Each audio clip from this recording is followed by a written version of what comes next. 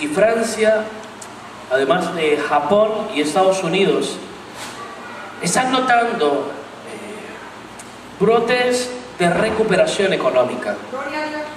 Cuando miramos las estadísticas y las noticias del mundo entero, encontramos cómo en cada uno de estos países la economía está ascendiendo y se encuentra que están saliendo precisamente ya de la crisis. En esa semana el gobierno español, por medio de uno de sus ministros, ha declarado que España no está saliendo de la crisis y que le costará precisamente para salir, y vaticinan que el comienzo de la salida de la crisis será para mediados del año próximo, 2010. En esa situación todos nos preguntamos, bueno, ¿cómo será? ¿Cómo estaremos? ¿Cómo será? Y yo quiero hablarte en esta mañana y quiero ministrarte bajo el título Un año más de crisis. Y estarás pensando y diciendo, pastor, venimos a la iglesia a salir bendecidos, animados y confortados. Y usted viene a decirnos un año más de crisis. Sí. Lo siento, pero lo que tengo que decirte en esta mañana es un año más de crisis. Y quiero que leamos la palabra del Señor en el libro de los Hechos de los Apóstoles, capítulo 16. Y vamos a leer 4 versos, los versículos del 23 al 26. Nos ponemos de pie, reverenciamos la palabra del Señor. Al otro diciendo, estamos en crisis, hay crisis, hay crisis. Y yo quiero que nos miremos en esta mañana, en este pasaje de la Escritura, y entendamos precisamente todo lo referente a las crisis. ¿Qué puede ocurrir con la iglesia en medio de la crisis? Y vamos a darnos cuenta cómo también el pueblo de Dios tiene crisis. Y en primer lugar vamos a ver cómo comienza esta crisis.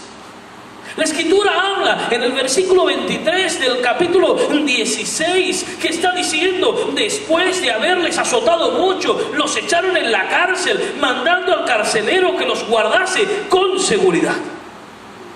Tenemos que entender que la crisis nos afecta a todos. ¿Sabes qué? He escuchado por ahí a muchos creyentes que dicen, el cielo no está en crisis. ¿Sabes qué? Yo digo amén. El cielo no está en crisis. Pero hay muchos que dicen, el cielo no está en crisis, y los creyentes tampoco tienen crisis. Yo a veces los miro y digo, ¿estos en qué país viven? ¿Estos a qué iglesia van? ¿Estos qué creyentes conocen? La Escritura está hablando precisamente de Pablo y Silas, y dice que se encuentran en esos momentos en una situación difícil, en una crisis. A veces miramos la crisis como algo tan espantoso. La crisis es un problema, es una dificultad, es una lucha, es una batalla, y tenemos que entender que nos afecta a todos. Amén. Gloria a Jesús. La Biblia declara que Jesús mismo nos dijo que tendríamos problemas. Jamás Jesús engañó a sus discípulos diciéndoles que se acabarían los problemas, ¿verdad que no? Amén. Cuando escuches a alguien que te diga, vete a la iglesia y se te van a acabar los problemas, corre. La Biblia en ningún momento declara que los creyentes no pueden tener problemas. El apóstol Pablo está junto con su colaborador Silas, un hombre de Dios. Precisamente el Señor le ha llamado, le ha escogido a llevar el evangelio a los gentiles. Es el que ha escrito más libros en el Nuevo Testamento. Es un paradigma, un ejemplo, un héroe de la fe, y está en crisis. Aleluya. Y tú y yo, cuando estamos en la crisis, decimos, ¡ay, Señor, se ha olvidado de mí! Dice la Escritura que todos padecemos por la crisis, que la crisis es a todos los niveles. Hay crisis económica, ¿verdad? ¿Sí o no? Ese quizás es el más visible de todos los niveles de la crisis, ¿sí o no? Amén. Cuando encontramos gente en paro, gente precisamente sin empleo, gente aún que aunque tiene empleo, sus deudas son mayores aún que sus ganancias. Y encontramos que por cada lugar donde nos movemos hay tanta y tanta gente con crisis, tanta y tanta gente con problemas económicos. La Escritura habla que Pablo y Silas fueron echados a la cárcel por problemas económicos. ¿Lo sabías?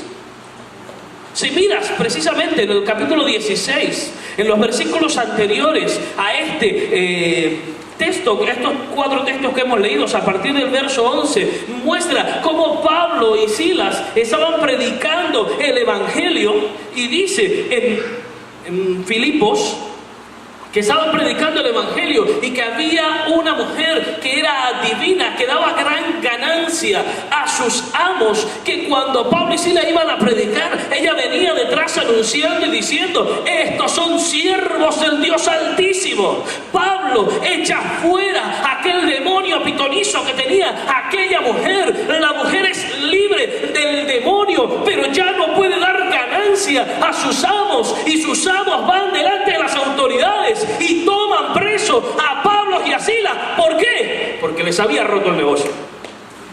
Aleluya. Amén. Hay crisis a nivel económico en el mundo, pero hay creyentes que también tienen dificultades a nivel económico, ¿sí o no? Gloria a Jesús. Hay crisis a nivel social y moral. Nos damos cuenta cómo en el mundo la sociedad está perdiendo los valores más esenciales de la vida, ¿sí o no? Hablaba con alguien este viernes y decía: ¿qué pasa? Que en esta sociedad a lo bueno le dicen malo y a lo malo le dicen bueno. Nos damos cuenta cómo la gente se ha olvidado del plan de Dios, y a veces ocurre que aún creyentes le están diciendo a lo bueno malo y a lo malo bueno, ¿sí o no? Gloria al Señor.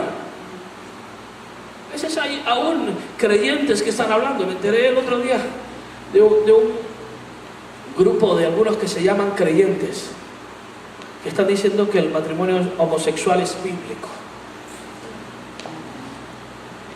Se está perdiendo en muchos lugares los valores sociales y morales, ¿sí o no? Hay crisis a nivel social y moral. Nos damos cuenta que la sociedad se va empeorando, gloria a Jesús. Pero hay crisis a nivel económico, a nivel social y moral, y hay crisis a nivel físico también. Se nota en los esfuerzos físicos que tiene que hacer la gente para salir de la crisis, ¿verdad? Ahora, para salir aún de la crisis económica, la gente tiene que hacer más horas.